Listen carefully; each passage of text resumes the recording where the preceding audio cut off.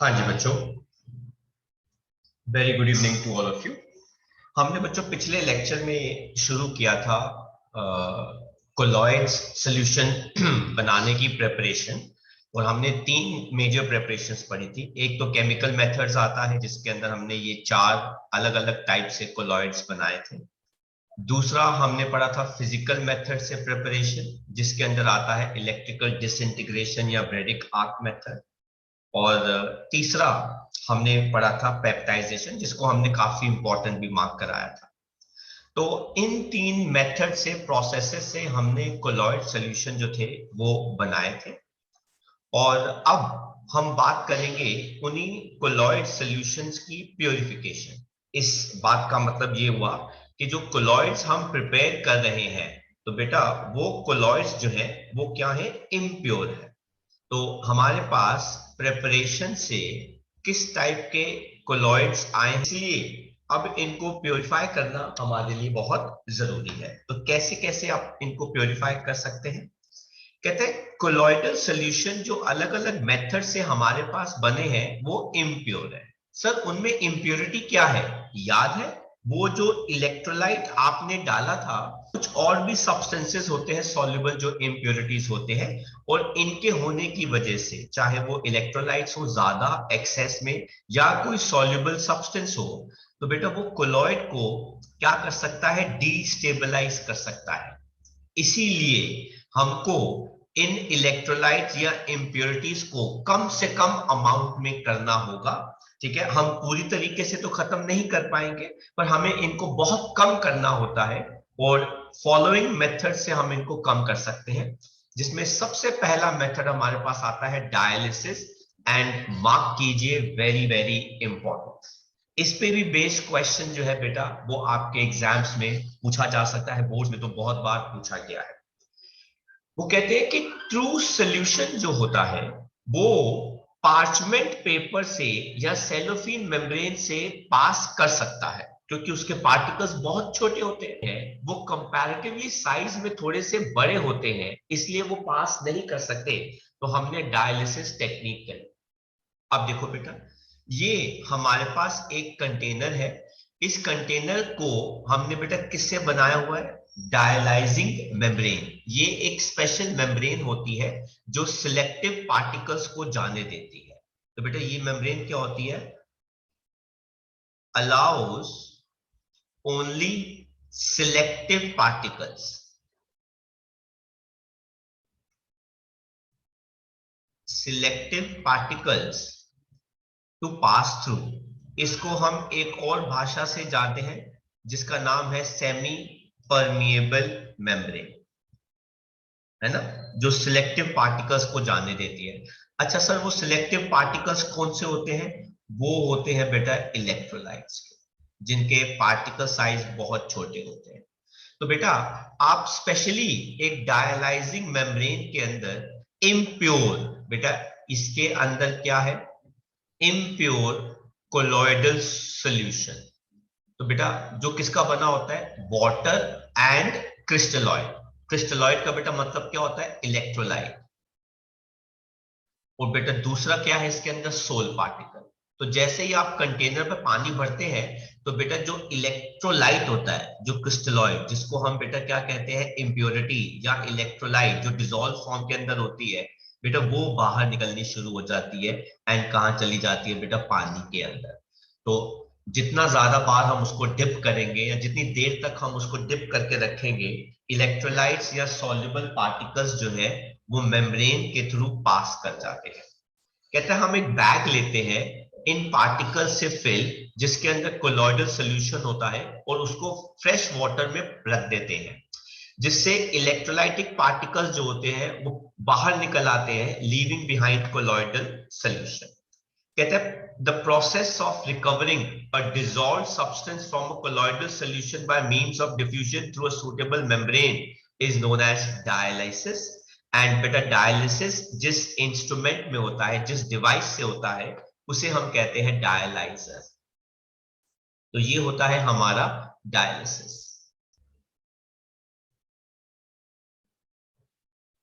दूसरा जो बेटा हमारा मेथड आता है उसका नाम है अल्ट्रा फिल्ट्रेशन। फिल्ट्रेशन तो बेटा आपने सुना ही है, जो किससे होता है बेटा, फिल्टर पेपर से होता है ना। आप एक सिंपल फिल्टर पेपर यूज करते हैं जिससे फिल्ट्रेशन प्रोसेस जो है हो जाता है। लेकिन बेटा फिल्ट्रेशन प्रोसेस जो है वो सस्पेंशन सोल्यूशन के लिए अच्छा काम करता है, क्योंकि पार्टिकल साइज बहुत बड़ा होता है। लेकिन अगर पार्टिकल साइज उससे थोड़ा छोटा हो जाए तो बेटा आपको चाहिए होता है अल्ट्रा फिल्टर पेपर।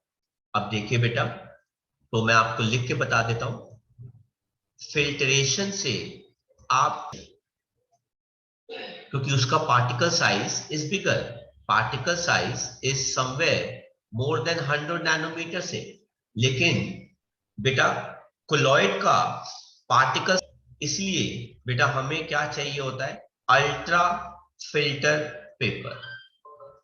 अब ये हम कैसे बनाते हैं, ये भी बेटा बहुत ही अच्छा वन मार्कर है बेटा। तो मार्क करना है इसको वन मार्कर। मैं आपको गारंटी कह सकता हूं कि आप में से बहुत सारे बच्चों के स्कूल में ये क्वेश्चन पूछा जाएगा जो मैं बताने वाला हूं। कहते हैं कोलॉइडल सॉल्यूशन प्यूरिफाई किए जाते हैं by carrying out filtration through a special type of graded filters called ultra filter paper. अब बेटा नॉर्मल फिल्टर पेपर जो है वो कुछ ऐसा होता है, नॉर्मल फिल्टर पेपर। वो कैसा होगा बेटा, ये देखो, ये हो गया फिल्टर पेपर, और उसके अंदर क्या होते हैं बेटा, पोर्स होते हैं, है ना। मैंने जानबूझ के थोड़े से बड़े बड़े पोर्स आपको दिखा दिए लाइक दिस। पर जो बेटा अल्ट्रा फिल्टर पेपर होता है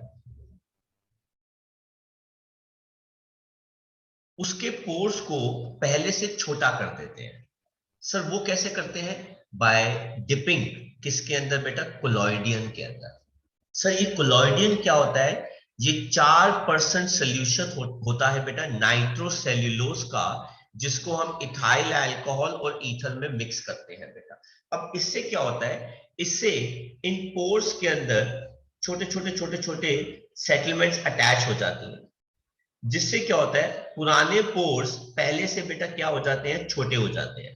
तो बेटा फिल्टर पेपर को हमने इसमें बदल दिया बेटा, अल्ट्रा फिल्टर पेपर में बदल दिया। अब ये कोलॉइडिन के पार्टिकल्स जो है बेटा वो डिपॉजिट हो गए, और जिसकी वजह से पोर्स पहले से क्या हो जाते हैं, छोटे। एंड इसको आप हार्ड कैसे करते हो, बाय यूजिंग मीथेनॉल।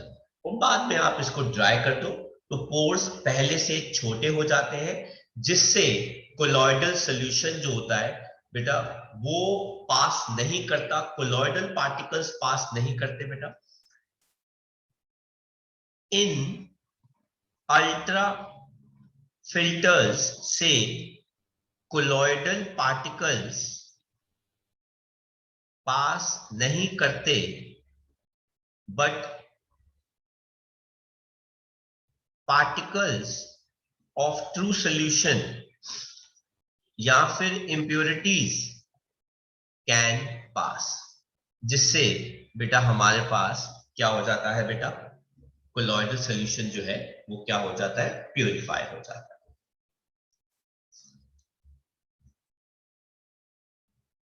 वो कहते हैं इन अल्ट्रा फिल्टर पेपर्स है, लेकिन कोलॉइडल पार्टिकल्स को रोक लेते हैं, और फिर यही कोलॉइडल पार्टिकल और स्टर करेंगे तो बेटा वो दोबारा क्या बना लेता है, कोलॉइडल सॉल्यूशन बना लेता है, प्यूरिफाई।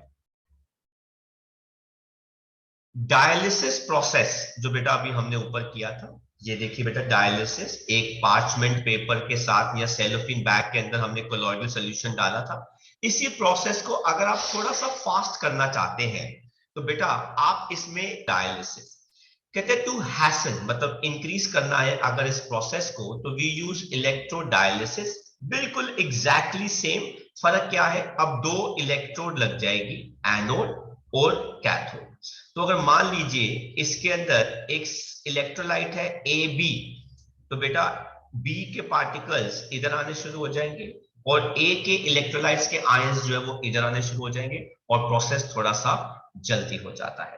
तो आपने शायद ये आजकल काफी कॉमन वर्ड हो गया बेटा, dialysis, people who are suffering from kidney failure, या जिनकी किडनीज में इश्यू आ जाते हैं, तो बेटा उनको depending upon the severity of the problem, बेटा उनको हफ्ते में एक बार या दो बार या महीने में एक बार डायलिसिस पे जाना पड़ता है। तो बेटा पहले स्टेज में हमने कोलॉइड सोल्यूशन बनाए, दूसरे स्टेज में हमने बेटा उनको प्योरीफाई किया, और नेक्स्ट हेडिंग में अब हम इनकी प्रॉपर्टीज पढ़ने जा रहे हैं।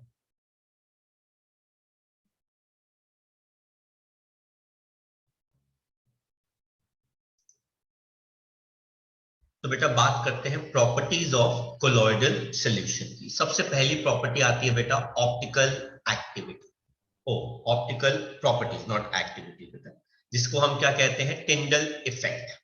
कहते हैं अगर आप एक स्ट्रॉन्ग बीम ऑफ लाइट को किसी कोलॉइड है, तो बीम का जो लाइट की बीम का जो पाथ है वो हमको नजर आना शुरू हो जाता है एज ए ब्लूइश लाइट। इस फिनोमिना को हम कहते हैं टिंडल इफेक्ट या टिंडल कोन।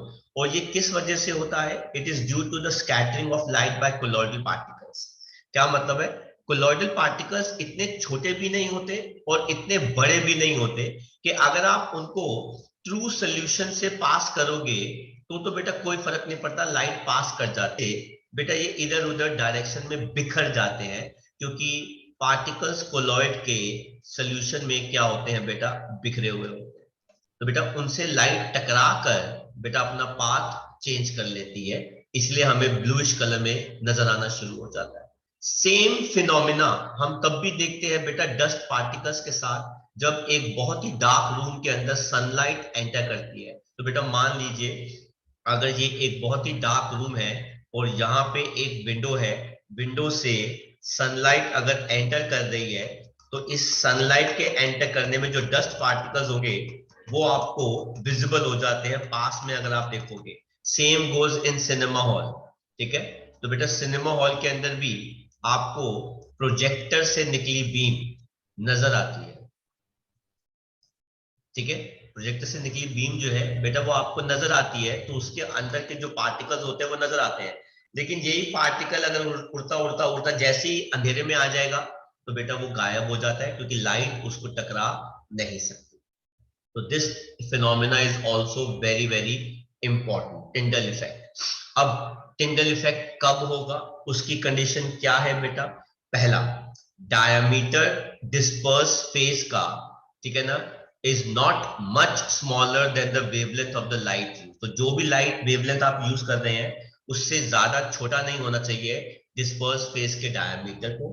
एंड डिस्पर्स फेस और डिस्पर्जन मीडियम दोनों के रिफ्रैक्टिव इंडेक्स में काफी ज्यादा डिफरेंस होना चाहिए, तब आप ऐसा ऑब्जर्व कर सकते हैं कि आपको टिंडल इफेक्ट या स्कैटरिंग ऑफ लाइट जो है वो नजर आ सकता है। दूसरा आता है बेटा ब्राउनियन मूवमेंट। ये कोलॉइडल पार्टिकल्स की जिगजैग मूवमेंट होती है, और ये जिगजैग मूवमेंट इसलिए आती है क्योंकि ये कोलॉइडल पार्टिकल्स एक दूसरे से कोलाइड करते हैं। अनइवन कोलिजन्स जो है बेटा वो होती है। अच्छा, इस सिग्निफिकेंस क्या होता है? ये इंपैक्ट जो है वो अनजिगजैग, कभी कोई कहां जा रहा है, कभी कोई फास्ट हो रहा है, कभी कोई स्लो हो रहा है। अच्छा, इससे हमको ये भी पता चलता है direct demonstration of KTG, kinetic theory of gases, जो बेटा हमने क्लास 11th के अंदर पढ़ा था। तो इट इज अ सीजलेस, मतलब नॉन स्टॉपेबल मोशन, आप इसको रोक नहीं सकते, ये होता रहेगा होता रहेगा होता रहेगा होता रहेगा। और दूसरा फायदा हमें इससे होता है कि इनके ऊपर फोर्स ऑफ ग्रेविटी काम नहीं करती। अब देखो ना, पार्टिकल नीचे से ऊपर भी जा रहा है, वैसे अगर आप देखो तो पार्टिकल सारे ऊपर से नीचे सेटल डाउन हो जाते हैं, पर ये पार्टिकल नीचे से ऊपर भी जाते हैं, तो फोर्स ऑफ ग्रेविटी जो है इनके ऊपर पूरी तरीके से एक्ट नहीं करती।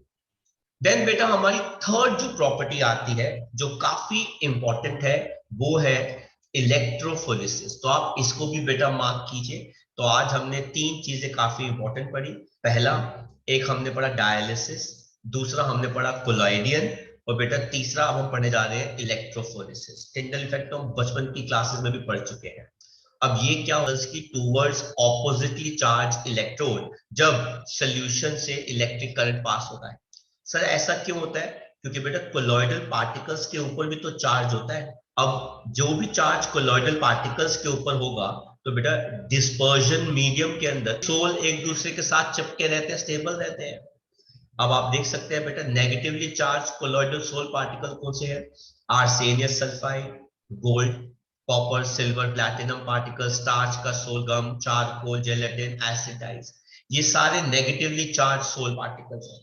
और पॉजिटिवली चार्ज सोल पार्टिकल्स कौन से हैं? Ferric hydroxide, aluminium hydroxide, chromium oxide, dot tetra H2O, titanium dioxide sol, haemoglobin, blood, basic dyes, ये सारे बेटा पॉजिटिवली चार्ज सोल है।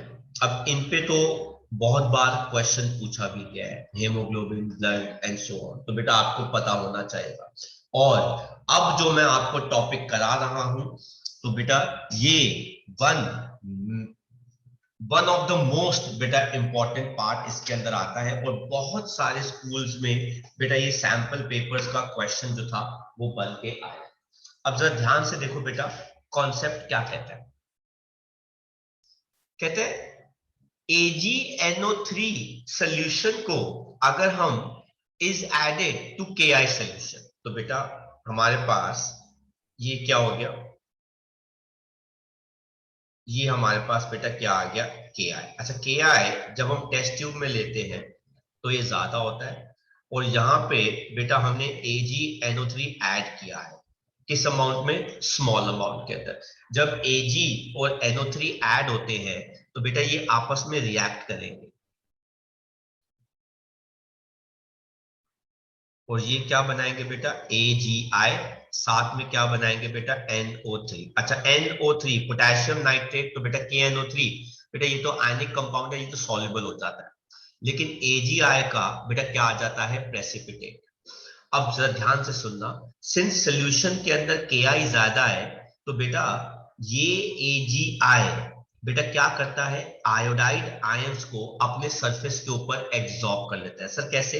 अब देखो जरा, मान लो ये AgI का मॉलिक्यूल है, AgI का अगर ये मॉलिक्यूल है, तो ये मॉलिक्यूल अपने सरफेस के ऊपर आयोडाइड के आयंस को, ये देखो बेटा आयोडाइड के आयंस, इनको अपने सरफेस के ऊपर क्या करवा लेता है बेटा? एब्जॉर्ब करा लेता है, जिसकी वजह से अब हमारे पास किस टाइप का सोल आ गया? Negatively charged sol. तो आप देख सकते हैं ऊपर हमने क्या पढ़ा है बेटा? कहते हैं AgI एब्जॉर्ब करता है iodide ions from dispersion medium giving a negatively charge sol. ये रहा बेटा नेगेटिवली चार्ज सोल, ठीक है। लेकिन अब कहानी कुछ और होगी। अब वो क्या कहते हैं?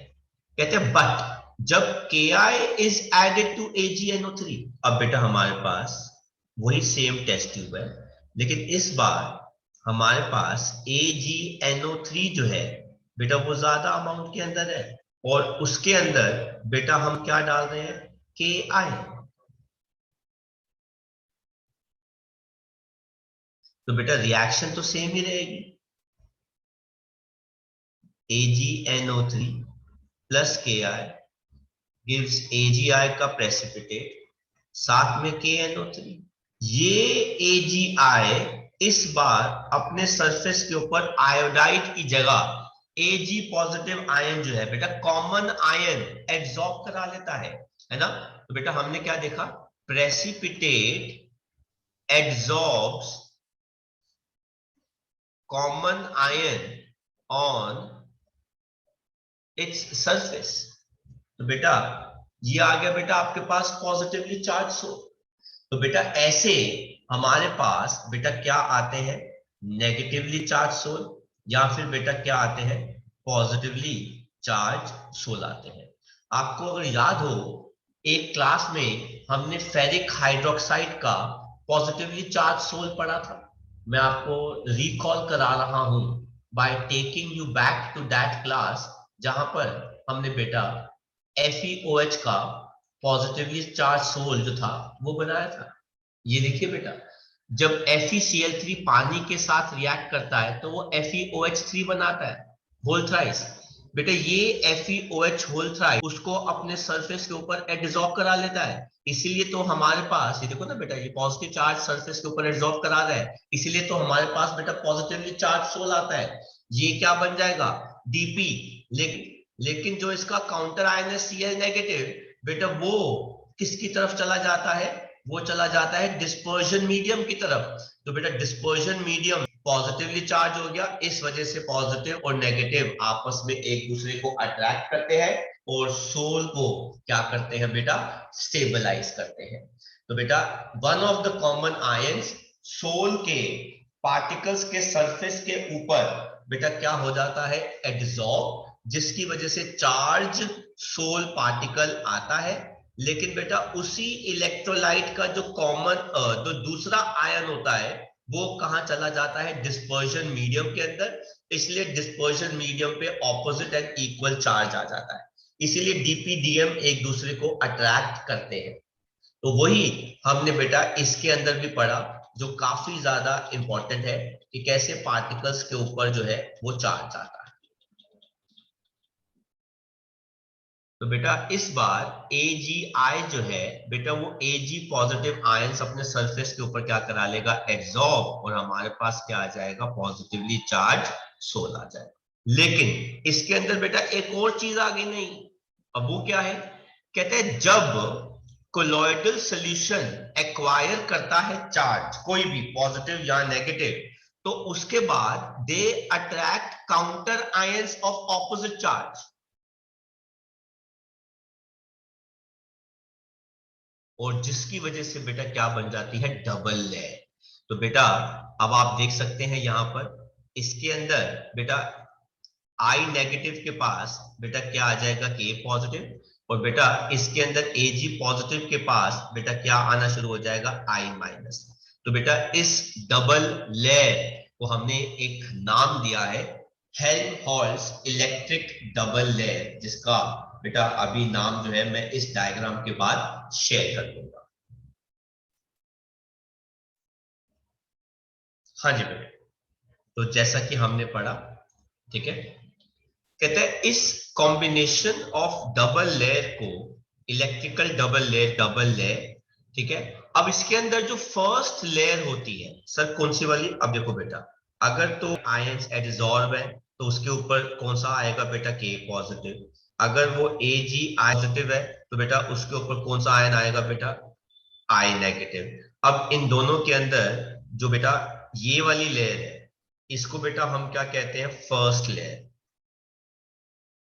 और जो दूसरी वाली है इसको बेटा हम क्या कहते हैं, सेकेंड लेयर। अब प्रॉब्लम क्या होती है कि फर्स्ट लेयर जो है बेटा वो तो फिक्स्ड होती है, ये मूव नहीं करती, लेकिन सेकेंड लेयर जो है वो थोड़ी सी मोबाइल होती है, इजीली मूव करती है। अब अगर बेटा चार्ज मूव करेगा तो बेटा वो क्या क्रिएट करेगा बेटा, पोटेंशियल।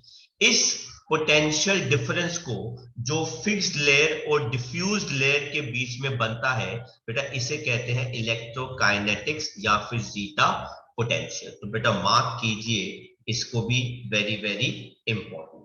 तो बेटा मैं आपको फाइनली करके बता रहा हूं, ये हमारी टेस्ट ट्यूब है। तो बेटा मान लीजिए हमने इसके अंदर AgNO3 डाला, और इसके अंदर पहले से ही बेटा क्या है, पोटेशियम आयोडाइड। अगर पहले ही पोटेशियम आयोडाइड है तो वो ज्यादा होगा, AgNO3 बेटा क्या होगा, कम होगा। ये दोनों आपस में रिएक्ट करेंगे, Ki साथ में रिएक्ट करेगा AgNO3 के, तो बेटा वो क्या दे देगा, KNO3, वो तो सॉल्युबल हो जाएगा क्योंकि वो इलेक्ट्रोलाइट है, और ये आ जाएगा बेटा AgI। सिंस बेटा हमने Ki के सोल्यूशन में डाला है तो बेटा AgI का प्रेसिपिटेट बनना शुरू होगा, और जब AgI का प्रेसिपिटेट बनना शुरू होगा तो बेटा उसके पार्टिकल्स जो है वो यहाँ पे इकट्ठे होने शुरू हो जाएंगे। ये क्या हो गया, AgI। अब धीरे धीरे क्या होगा बेटा, AgI के ऊपर बेटा कॉमन आयन बेटा वो कौन सा है, नेगेटिव, है ना बेटा, वो एड्सॉर्ब होने शुरू हो जाएंगे। तो बेटा कौन से आयन एड्सॉर्ब होने शुरू हो गए बेटा, I नेगेटिव। तो बेटा ये होगी पहली लेयर जो क्या होती है बेटा, फिक्स्ड, इससे हमारे पास चार्ज कोलॉइडल सोल पार्टिकल आता है। लेकिन इसी सॉल्यूशन के अंदर के पॉजिटिव आयंस भी तो है अभी। तो बेटा के पॉजिटिव आयन जो है वो आई नेगेटिव आयन को अट्रैक्ट करता है, लेकिन जो सेकंड लेयर है बेटा वो थोड़ी सी मूव कर सकती है, क्योंकि एक के पॉजिटिव आएगा वो इसको हटा देगा, वो उसकी जगह आ जाएगा। तो सेकंड लेयर की मूवमेंट की वजह से, सेकंड लेयर के चार्ज की मूवमेंट की वजह से बेटा एक पोटेंशियल क्रिएट होता है दोनों लेयर्स के बीच में, जिसको हम कहते हैं इलेक्ट्रोकाइनेटिक्स या फिर जीटा पोटेंशियल। आगे बढ़ते हैं बेटा।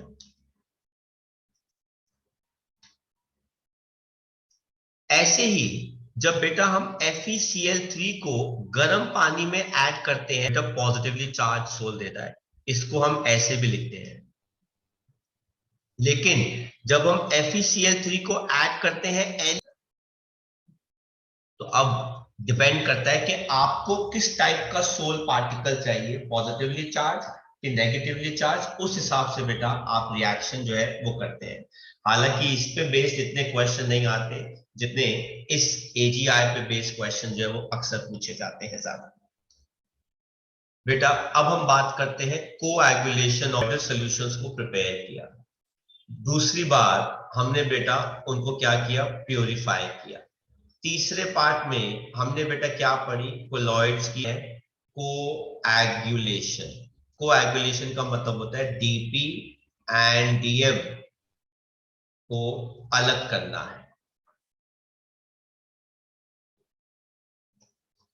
है ना, इनको प्रेसिपिटेट में बदल दो, इनको अलग कर दो। ये जैसे स्कैटर हुआ है डीपी, डीपी जैसे डीएम के बीच में स्कैटर है, उसको बेटा वहां से अलग कर दो। तो बेटा इसमें कैसे करते हैं बेटा, कहते हैं जो प्रेसिपिटेट था कोलॉइड का, जो कैसे हुआ, induce by combining aggregations by addition of suitable electrolyte, है ना। मतलब बेटा क्या होता है, टेस्ट ट्यूब है, टेस्ट ट्यूब के अंदर बेटा कोलॉइडल के पार्टिकल्स होते हैं, इन पार्टिकल्स के ऊपर बेटा कोई ना कोई चार्ज होता है। तो बेटा मैंने कोलॉइडल सॉल्यूशन दिखाया और उसके ऊपर बेटा मैंने पार्टिकल दिखा दिए लाल रंग के, positive charge positive charge positive charge. अब बेटा आपको इसको प्रेसिपिटेट में बदलना है, ठीक है, चार्ज हटाना है। उस फिनोमेना को बेटा हम कहते हैं कोएगुलेशन या फिर फ्लोक्युलेशन। आप कोलॉइडल सॉल्यूशन को प्रेसिपिटेट में बदल दोगे तो बेटा कोलॉइडल सॉल्यूशन खराब हो जाएगा। कहते हैं ये जो आप इलेक्ट्रोलाइट ऐड करते हो उसकी कुछ मिनिमम कॉन्सेंट्रेशन होनी चाहिए। किसमें होनी चाहिए, मिलीमोल्स के अंदर। किसमें ऐड करने वाले हो, 1 लीटर सोल के अंदर। तो बेटा 1 लीटर सोल के अंदर जो आप मिनिमम अमाउंट इलेक्ट्रोलाइट का बेटा ऐड करोगे, ठीक है ना, फॉर द कंप्लीट कोएगुलेशन, उसे कहते हैं कोएगुलेशन या फ्लोक्युलेशन वैल्यू ऑफ इलेक्ट्रोलाइट। तो 1 लीटर सॉल्यूशन के अंदर जो मिनिमम कॉन्सेंट्रेशन एक इलेक्ट्रोलाइट की आप ऐड करोगे, किस अमाउंट में, मिलीमोल्स के अंदर, तो बेटा आपके पास क्या है, 1 लीटर कोलॉइडल सॉल्यूशन। इसके अंदर आप क्या ऐड करने वाले हो, इलेक्ट्रोलाइट। किसके अंदर, किस अमाउंट में, मिलीमोल्स के अंदर,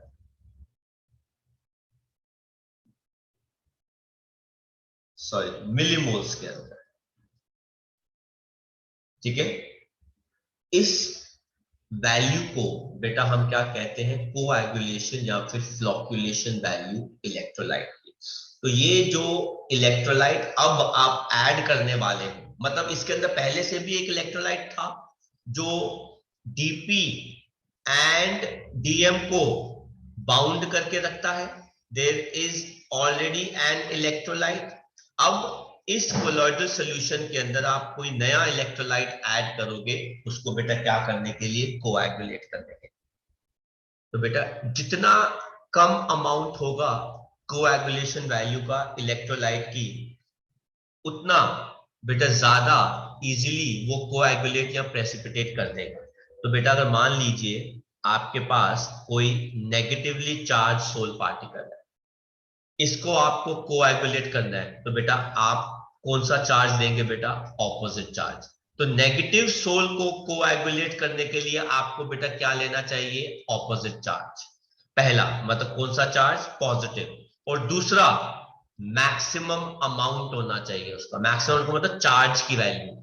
अगर वो +1 है तो बेटा प्रेफरेंस क्या लो? +2। उससे बढ़िया क्या है बेटा? +3। तो बेटा आर्सेनियस सल्फाइड AS2S, बेटा ये कौन सा है? Negatively charge. Very nice question. तो बेटा इस नेगेटिव चार्ज सोल को बेटा कोएगुलेट करने के लिए क्या बेटर है? पोटेशियम पॉजिटिव के एल्यूमिनियम पॉजिटिव? तो बेटा जवाब है एल्यूमिनियम पॉजिटिव। सर क्यों? क्योंकि बेटा मैग्नीट्यूड ऑफ चार्ज जो है बेटा वो ज्यादा है ना? तो Al3 positive is more effective. और अगर आपके पास कोई पॉजिटिव चार्ज है बेटा FeOH whole thrice, Fe3 positive, तो ये क्या हो गया बेटा? Positive charge. इसके लिए बेटा बेस्ट कौन रहेगा बेटा? Negative ion. नेगेटिव आयन में बेटा Cl नेगेटिव ले के PO4 3 माइनस ले। तो बेटा जवाब है नेगेटिव लेना है और PO4 3 माइनस लेना है, क्योंकि इसके ऊपर चार्ज की वैल्यू जो है बेटा वो क्या है? ज्यादा है, मैक्सिमम है इन कंपैरिजन। तो पहला, always use oppositely charge sol particle. दूसरा, चार्ज वैल्यू या मैग्नीट्यूड शुड बी हाई। तो बेटा चार्ज की वैल्यू जो है वो भी क्या होनी चाहिए? ज्यादा होनी चाहिए।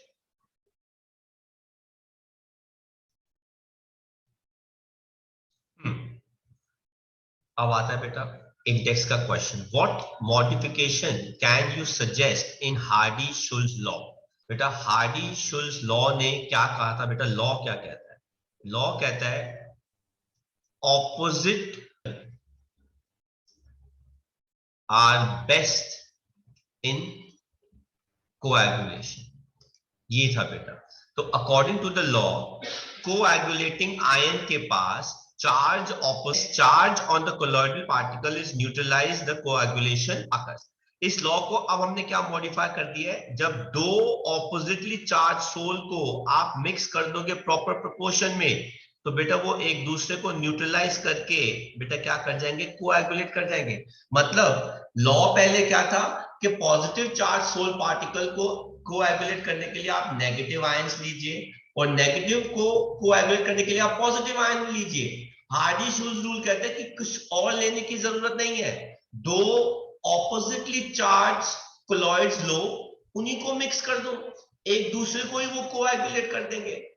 तो बेटा एक टेस्ट ट्यूब जिसमें नेगेटिवली चार्ज सोल है, उसके अंदर आप पॉजिटिव आयन डालेंगे, चार्ज सोल है उसमें आप नेगेटिव आयन डालेंगे, इन दोनों को करने से अच्छा है कि बेटा इन दोनों को ही आपस में मिक्स कर दो। पॉजिटिव वाले को किसमें डाल दो बेटा? नेगेटिव वाले में डाल दो। तो ये दोनों एक दूसरे को बेटा क्या कर देंगे बेटा? न्यूट्रलाइज कर देंगे और दोनों के दोनों प्रेसिपिटेट कर जाएंगे। उसके बाद तो वैसे ही कितना आराम है इनको सेपरेट करना।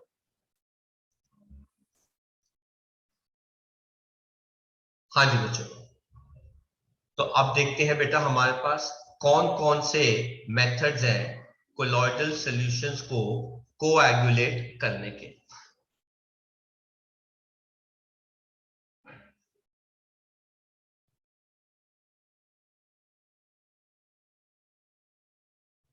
सबसे पहला बेटा आता है बाय म्यूचुअल प्रेसिपिटेशन। ये बताते ना हार्डी शुल्ज रूल, कहता है आप दो ऑपोजिटली चार्ज पॉजिटिवली चार्ज है आर्सेनियस सल्फाइड, नेगेटिवली चार्ज है, दोनों को मिक्स करेंगे and they may gate coagulated. दूसरा आता है बेटा बाय इलेक्ट्रोफोरेसिस। इलेक्ट्रोफोरेसिस बेटा प्रॉपर्टी भी है और इलेक्ट्रोफोरेसिस बेटा प्रोसेस भी है कोएगुलेट करने का। कहते हैं अगर सोल पार्टिकल करता है तो बेटा अगर इसी करंट प्रोसेस को आप बार बार करते रहेंगे या लॉन्ग टाइम के लिए करते रहेंगे, हार के कोलॉइड जो है अपना चार्ज उसी इलेक्ट्रोड की तरफ छोड़ देगा और वो नीचे क्या कर जाएगा? कोएगुलेट, जिसको बेटा हम क्या कहते हैं? Electro osmosis. अब जरा बेटा इसके डायग्राम को समझने की कोशिश कीजिए।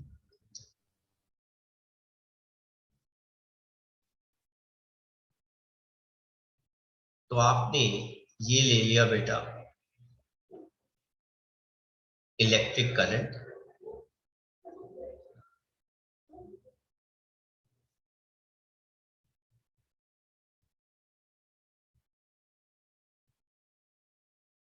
और इस कंटेनर के अंदर बेटा आप क्या फिल कर दो, कोलॉइडल सॉल्यूशन।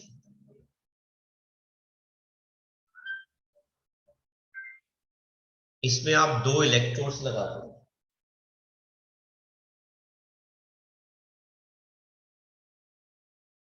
और इनके ऊपर आ जाएगा चार्ज।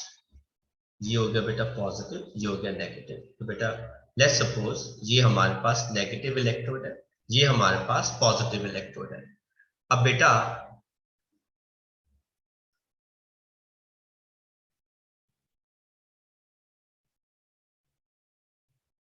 डीपी पे चार्ज क्या है बेटा, नेगेटिव, पॉजिटिव ले लेते हैं। और डिस्पर्जन मीडियम पे चार्ज क्या है बेटा, नेगेटिव। तो बेटा ऑपोजिटली चार्ज पार्टिकल जो है वो एक दूसरे की तरफ, इलेक्ट्रोड की तरफ मूव करना शुरू करते हैं। अब लेट्स सपोज बेटा यहां पर कौन आ गया, ए जी पॉजिटिव स्लैश ए जी। तो याद है बेटा ए जी आई स्लैश ए जी पॉजिटिव था। ये हमारे पास क्या है बेटा, पॉजिटिवली चार्ज सोल। अगर आप करंट पास करते रहेंगे करते रहेंगे करते रहेंगे करते रहेंगे तो थोड़े टाइम के बाद क्या हो जाएगा बेटा, ए जी आई यहां पे प्रेसिपिटेट होने लग जाएगा और पॉजिटिव ए जी पॉजिटिव यहां पे चिपकने लग जाएगा। तो चार्ज वही का वही रह जाता है और बेटा ए जी आई जो है वो नीचे प्रेसिपिटेट होने लग जाता है इफ इलेक्ट्रोफोरेसिस, अगर आप करंट ज्यादा लंबे समय के लिए किसी कोलॉइडल सॉल्यूशन से पास करते हो। तो हार के बेटा क्या हो जाएगा, एजी पॉजिटिव यहीं रह जाएगा और बेटा एजी आयंस, एजी आई जो है बेटा वो नीचे प्रेसिपिटेट होना शुरू हो जाएगा। तो जैसे वो बना था उसको वापस हम उसी जगह पर ले आए। इसको आप इलेक्ट्रो ऑस्मोसिस हटा। Yes sir. नेक्स्ट मेथड क्या है बेटा, रिपीटेड डायलिसिस। अगर आप बार बार सॉल्यूशन को डायलाइज करते रहेंगे करते हो जाएगा, इलेक्ट्रोलाइट उस कोलॉइड को छोड़ देगा। कहते हैं स्टेबिलिटी कोलॉइडल सॉल्यूशन की किसकी वजह से होती है, presence of small amount of electrolyte. अब इलेक्ट्रोलाइट क्या करता है, चार्ज अगर देगा तो वो डीएम के ऊपर चार्ज देंगे। तो बेटा रिपीटेड डायलिसिस की वजह से तो बेटा सोल जो है वो क्या कर जाएगा, कोएगुलेट कर जाएगा। हीट करने पर भी सोल जो है वो कोएगुलेट कर देता है, सिंपल हीटिंग करने पर। अब आपने देखा होगा बेटा गर्म दूध के ऊपर मलाई जम जाती है। आपको पता है मिल्क जो है, milk is actually a colloid. बेटा किसका, दुनिया जानती है ऑयल पानी आपस में कभी मिक्स होता ही नहीं है, तो फिर ये मिल्क कैसे बन गया। अब ऑयल और पानी को जोड़ने के लिए बेटा हमको इसमें क्या ऐड करना पड़ता है, इलेक्ट्रोलाइट। तो बेटा ये इलेक्ट्रोलाइट ऑयल और पानी को जोड़ के रखता है और बेटा क्या बना देता है, मिल्क। अब बेटा अगर आप बार बार मिल्क को गर्म करते रहेंगे करते रहेंगे करते रहेंगे तो बेटा उसके ऊपर मलाई जम जाती है। आपको पता है कि मिल्क को ठंडा भी करोगे तो भी उसके ऊपर मलाई जम जाती है। बेटा मलाई इज ऑल फैट, मलाई इज ऑल ऑयल। और बेटा वो सारा का सारा ऑयल जो है वो अलग होता जा रहा है। जितना ज्यादा वो मलाई में कन्वर्ट होगा बेटा उतना ज्यादा ऑयल जो है वो मिल्क से, पानी से सेपरेट होता जा रहा है। तो हीट करने पर भी बेटा चीजें क्या कर जाती हैं, कोएगुलेट। फिर कहते हैं एडिशन ऑफ इलेक्ट्रोलाइट। कहते हैं आप एक इलेक्ट्रोलाइट ऐड कर दीजिए ऑपोजिट चार्ज पार्टिकल का ऑन द कोलॉइडल सॉल्यूशन, वो न्यूट्रलाइज कर जाएगा। मतलब ऑपोजिट चार्ज आयंस बेटा क्या कर जाते हैं, कोएगुलेट। सर कैसे, आप इसी के अंदर बेटा क्या ऐड कर दीजिए, electrolyte A B, A positive B negative. अब बेटा बी नेगेटिव किसके पास चला जाएगा, इसके ऊपर अट्रैक्ट कर जाएगा, ए पॉजिटिव इसके ऊपर आ जाएगा, दोनों आपस में चिपक जाएंगे, चार्ज हट जाएगा और बेटा दोनों क्या कर जाएंगे, कोएगुलेट कर जाएंगे। तो बेटा इट इज दिस चार्ज जो रिस्पॉन्सिबल होता है किसके लिए बेटा, कोएगुलेशन के लिए। इसी चार्ज को बेटा हमें जो है वो क्या करना है, हटाना है। इन मेथड से बेटा हम चार्ज को हटा देते हैं।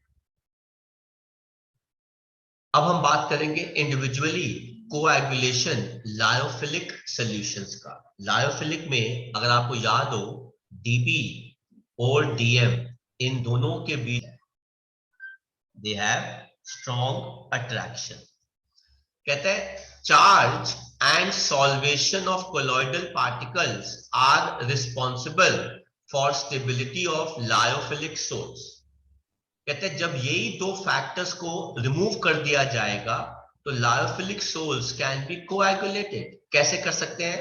बाय एडिंग इलेक्ट्रोलाइट और by adding a suitable solvent. कहते हैं जब अल्कोहल या acetone is added to hydrophilic sol, उनका डिहाइड्रेशन हो जाता है, मतलब पानी जो है उनमें से रिमूव हो जाता है। तो इसीलिए कुछ केसेस के अंदर हमारे कोलॉइड्स जो है वो क्या एक्ट करते हैं? Protective colloids. अब ये प्रोटेक्टिव कैसे होते हैं? कहते हैं लायोफिलिक सोल्स ज्यादा स्टेबल होते हैं लायोफोबिक से। क्यों?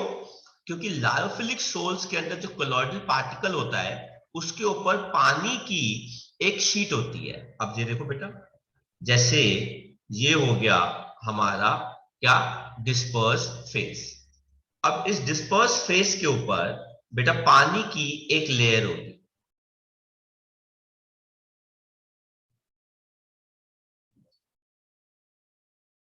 तो बेटा ये क्या हो गया? डीएम। तो बेटा covered by the sheet of liquid that is dispersion medium, hence it is extensively solvated. इसलिए बेटा हम लायोफिलिक को एक तरह से बेटा प्रोटेक्टिव कोलॉइड भी कहते हैं। प्रोटेक्टिव कोलॉइड, क्योंकि बेटा ये लायोफोबिक को बेटा क्या करते हैं? प्रोटेक्ट करते हैं। कहता है when a lyophilic colloid is added to lyophobic colloid, it covers it by forming a sheet. Therefore, lyophilic colloids are called protective colloids. तो बेटा अगर हमारे पास ये कौन सा कोलॉइड है? लायोफोबिक। तो बेटा लायोफोबिक को आगे पीछे से बेटा कौन कवर कर लेता है? लायोफिलिक। तो इस रीजन की वजह से लायोफिलिक को हम बेटा क्या कहते हैं? Protective colloids. तो सवाल पूछ सकते हैं who is a protective colloid and why. तो lyophilic colloids are protective colloid. वैसे तो कम ही पूछा जाता है बेटा इससे क्वेश्चन।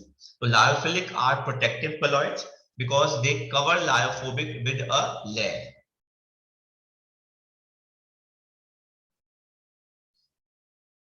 हाँ जी, ऐसे क्वेश्चंस बेटा बहुत इंपॉर्टेंट है बेटा, 3 मार्कर में आता है। कहता है क्या होता है जब beam of light is pass through a colloidal solution?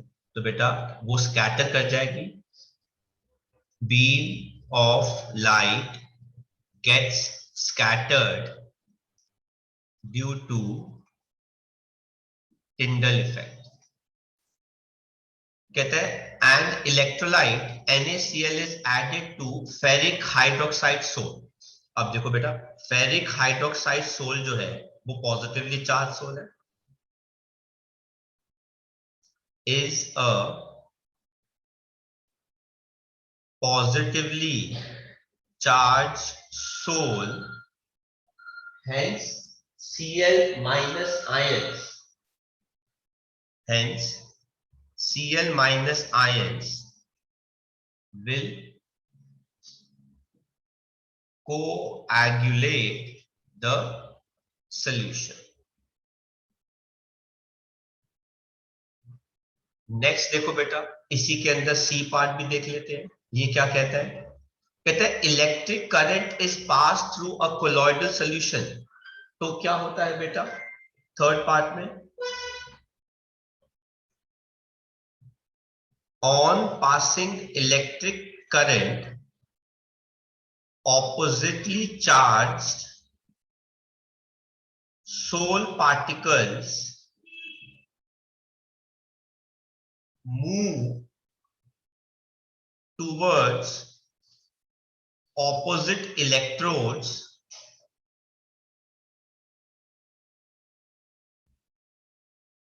causing coagulation. Move towards opposite charged electrodes causing coagulation.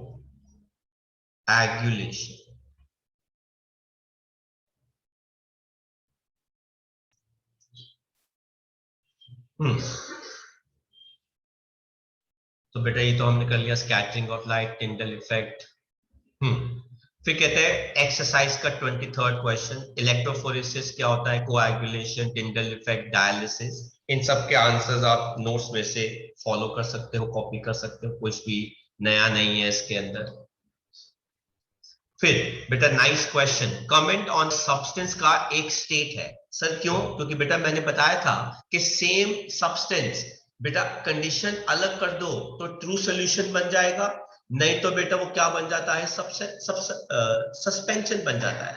कहते हैं कोलॉइड एक सब्सटेंस नहीं है, पर एक substance can exist colloid under some condition and crystalloid, मतलब ट्रू Cl अगर पानी में डालोगे तो बेटा वो इलेक्ट्रोलाइट क्रिस्टलॉइड बन जाएगा, ट्रू सॉल्यूशन बन जाएगा। लेकिन अगर NaCl को बेंजीन में डाल दोगे तो वो बिखर जाएगा और वो क्या बन जाएगा बेटा, कोलॉइड बन जाएगा। तो this is a nice question. ऐसे ही डाइल्यूट सोप सॉल्यूशन क्या बिहेव करता है बेटा का, तो बेटा वो क्या बन जाता है, कोलॉइड बन जाता है। तो अगर पानी में साबुन सोप कम है तो बेटा वो क्या है, एक ट्रू सॉल्यूशन है, एक क्रिस्टलॉइड है। लेकिन अगर साबुन ज्यादा डाल दोगे, अगर सोप ज्यादा आ जाएगा तो बेटा वो धीरे धीरे क्या किस में बदलना शुरू हो जाएगा, कोलॉइड में बदलना शुरू हो जाएगा। क्यों? It all depends on the size of the particle. Particle का साइज अगर बहुत कम है तो वो छोटा माना जाता है, जिससे वो डिसॉल्व हो जाता है, ट्रू सॉल्यूशन बन जाता है। लेकिन अगर पार्टिकल का साइज ज्यादा होगा तो बेटा वो मिलकर पार्टिकल में साइज में बड़े हो जाते हैं, जो क्या बना लेते हैं, कोलॉइड्स बना लेते हैं। नेक्स्ट जो बेटा हमारा छोटा सा टॉपिक है इस चैप्टर का, और टेक्निकली ये लास्ट थ्योरेटिकल टॉपिक है, इसका नाम है इमल्शंस। अब बेटा इमल्शंस क्या होते हैं? कहते हैं ये कोलॉइडल सॉल्यूशन होते हैं जिसके अंदर डिस्पर्स फेज और डिस्पर्जन मीडियम दोनों ही क्या होते हैं बेटा, लिक्विड्स होते हैं। ये दो O/W भी लिखते हैं। अब इसमें क्या होता है, ऑयल जो होता है वो डिस्पर्स फेज होता है, स्कैटर्ड होता है। पानी जो है वो मीडियम जिसमें डिस्पर्स फेज स्कैटर्ड है, एग्जांपल मिल्क, वैनिशिंग क्रीम। फिर होता है बेटा वाटर ऑयल के अंदर या W/O, इसके अंदर पानी जो है वो डिस्पर्स फेज है, ऑयल जो है वो डिस्पर्जन मीडियम है, cold cream, butter, cod liver oil etcetera. अब बेटा हम कैसे पहचानेंगे कि कौन सा क्यों है? तो बेटा हमारे पास आता है आइडेंटिफिकेशन ऑफ इमल्शन। कहता है पहले है डाई टेस्ट। कहता है ऑयल सॉल्युबल डाई ऐड कर दो।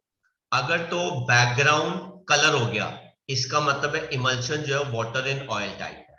और अगर अलग से पानी की बूंदें बन रही हैं, अलग से ड्रॉपलेट्स बन रही हैं, तो बेटा वो कौन सा हो गया, oil in water type. Then बेटा डाइल्यूशन टेस्ट, बेटा पानी ऐड कर दो। अगर पानी ऐड करते हैं और बेटा वो डिसॉल्व हो रहा है तो बेटा it is oil in water type. लेकिन पानी की अलग अलग लेयर बन रही है तो it is water in oil type. बस जिसका अमाउंट ज्यादा होगा उसकी ज्यादा चलती है बेटा। ऐसे आप टेस्ट कर लेते हैं। तो सबसे बढ़िया टेस्ट कौन सा है, डाइल्यूशन टेस्ट। पानी ऐड कर दो, पानी डिसॉल्व होगा तो बेटा। अब देखो दूध में, दूध वाला क्या करता है, दूध में पानी मिलाता है ना? क्यों? क्योंकि बेटा मिल्क जो है वो क्या होता है, ऑयल इन वाटर टाइप। लेकिन आप मक्खन में, बटर में आप पानी मिला के दो कि भाई देखो जो हमने अमूल मक्खन आपको दिया, हमने पानी मिला के दिया, पानी डिसॉल्व ही नहीं होगा, वो अलग से नजर आता है ना? तो अब आप मक्खन को, बटर को मिल्क में डाल दो तो भी वो डिसॉल्व नहीं होते ढंग से, अलग अलग लेयर बन जाती है उनकी। देन बेटा इनको कैसे बना सकते हैं? अब बेटा प्रॉब्लम क्या है कि ऑयल और पानी आपस में मिक्स नहीं होते, इसलिए बेटा इनको एक चाहिए इमल्सिफाइंग एजेंट, डिटर्जेंट। बेटा कुछ सोप्स धुलाई कर सकते हैं, लेकिन कुछ सोप सिर्फ नाम के सोप है पर वो धुलाई नहीं कर सकते। तो when I am saying soaps and detergent, that doesn't mean के it has to do cleansing action. ठीक है, क्लेंजिंग एक्शन सिर्फ 15, 16, 17 कार्बन वाले सोप कर सकते हैं। अब देखो बेटा C17Na, बेटा ये सोप है, ये कोर सोप है, C2H5 के जैसा फॉर्मूला है, पर ये क्लीन नहीं कर सकता। तो बेटा इनको हम कहते हैं सोप्स एंड डिटर्जेंट। ये क्या करते हैं बेटा, इमल्शंस को स्टेबलाइज करते हैं, और जिस मेथड से आप इमल्शन को बनाते हैं, emulsifying agent like soap and detergent, उस फिनोमिना को हम कहते हैं इमल्सिफिकेशन। ऐसे ही हमारे पास इसका एग्जैक्टली ऑपोजिट होता है डीमल्सिफिकेशन। अब ये क्या होता है, इमल्सिफाई को ब्रेक कर दो, इमल्शन को ब्रेक कर दो। कैसे भाई, इमल्शन को बनाने वाला कौन था, इमल्सिफाइंग एजेंट, उसी को डिस्ट्रॉय कर दो। कहते हैं डीकॉम्पोजिशन एक इमल्शन का into its liquid is called demulsification. Method freezing, आप बेटा दूध को फ्रिज में रखो, बेटा मलाई जम जाती है, फैट अलग हो गया, बॉईल करो सेम सिचुएशन, फिल्ट्रेशन से भी अलग कर सकते हो। तो ये सारी चीजें जो है इमल्सिफाइंग एजेंट होते हैं। बेटा अब देखो दिवाली आ रही है, अब दिवाली आएगी तो आप लोगों को बहुत उन जूसेस में, जो पैक जूसेस होते हैं, रियल के जूसेस होते हैं बेटा, उनमें लिखा होता है शेक वेल बिफोर कंज्यूमिंग। क्योंकि बेटा सारे जूसेस जो है बेटा वो क्या है, इमल्शंस है, कोलॉइड्स है। अब वो पड़ा रहेगा पड़ा रहेगा पड़ा रहेगा पड़ा रहेगा, तो बेटा कभी कभार क्या होता है, कभी उसको फ्रिज में रख दिया, कभी उसको बाहर रख दिया, तो बेटा ठंडा कभी गर्म, तो उससे क्या होता है, इमल्सिफिकेशन जो एजेंट होता है बेटा वो डिस्ट्रॉय हो जाता है। तो जब आप उसको मिक्स करोगे तो वो वापस आपको जूस की फॉर्म के अंदर दे देगा। तो जिन चीजों के साथ लिखा होता है शेक वेल बिफोर कंज्यूमिंग या यूज, बेटा वो क्या होती है, कोलॉइड्स, या वो क्या होते हैं, इमल्शंस होते हैं। तो बेटा हम दूध से क्रीम कैसे निकालते हैं, बाय सेंट्रीफ्यूगेशन, है ना, जिसको हम कहते हैं toned milk, double toned milk. तो बेटा toned milk is fat free milk, double tone उसके अंदर और भी कम फैट होता है, बिल्कुल भी फैट नहीं होता। अदरवाइज जो नॉर्मल मिल्क होता है उसे कहते हैं फुल क्रीम मिल्क। तो फुल क्रीम मिल्क के अंदर फुल फैट होता है, टोन्ड मिल्क के अंदर वन टाइप ऑफ, मतलब सम अमाउंट ऑफ फैट कम हो जाता है। तो जो लोग डाइट डाइट वगैरह करते हैं तो वो ऐसे टोन या डबल टोन मिल्क कंज्यूम करते हैं। फिर आता है बेटा हमारा एक्सरसाइज का क्वेश्चन, व्हाट ऑफ ईच। आप बेटा दो एग्जांपल्स दे सकते हैं, दो टाइप के इमल्शंस हैं, आपको मिल जाएंगे। फिर कहते हैं व्हाट इज डीमल्सिफिकेशन, ये रहा, नेम टू डीमल्सिफायर्स, बेटा सेंट्रीफ्यूगेशन, फ्रीजिंग, बॉइलिंग, फिल्ट्रेशन। आगे बेटा आपके पास answer exercise 16 and exercise 17। Then बेटा वो कहते हैं कि action of soap is due to emulsification and micelle formation. इसके बारे में कमेंट करना है। तो बेटा ये भी हमने पढ़ा था एसोसिएटेड कोलॉइड्स में। तो बेटा सोप अगर कम अमाउंट के अंदर है तो वो ट्रू सोल्यूशन है, लेकिन अगर कॉन्सेंट्रेटेड अमाउंट के अंदर है तो बेटा वो इतने बड़े पार्टिकल्स बना लेता है कि ये पार्टिकल्स बना लेते हैं। तो ये भी आप नोट से रेफर कर सकते हैं। कहते हैं हाउ टू इमल्सिफायर्स स्टेबलाइजेस इमल्सिफिक, ए पॉजिटिव और बी नेगेटिव। कहते हैं emulsions can be stabilised by increasing the repulsion between DP, DP दूर, the electrostatic repulsion which is a long range या steric repulsion which is a short range. कहते हैं emulsifiers are amplifiers that reduce interfacial tension between the two phases and contribute to stabilization of dispersed droplets with electrostatic or steric effects। हालांकि ये question बहुत कम पूछा जाता है, पर ये एक्स्ट्रा क्वेश्चन की फॉर्म के अंदर मैंने ऐड किया हुआ है, तो आप यहां पर इसका भी आंसर। इनफैक्ट हम आज की क्लास में बेटा इतना ही करेंगे, एंड नेक्स्ट क्लास में बेटा हमारा ये चैप्टर जो है वो खत्म हो जाएगा, इंक्लूडिंग एनसीईआरटी के क्वेश्चन आंसर्स।